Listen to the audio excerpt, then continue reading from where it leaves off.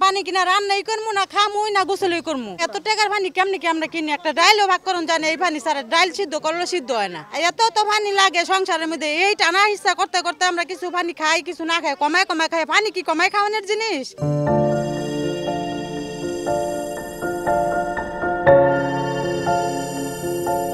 Line ধরে দাঁড়ায় থাকা পানি নিতে হয়। রোজের মধ্যে অনেক সময় অপচয় করে শুধু পানির জন্য সময়টা বেশি দিতে হইতেছে। ভাত রান্না করলে কালো হয়ে যায়, তরকারি ধুইলে কালো হয়ে যায়। আমরা এত সমস্যায় ভুগতেছি। সব ধরনের সমস্যা, শরীর চুলকায়, এই যে শরীর গোটা হয়ে গেছে গা।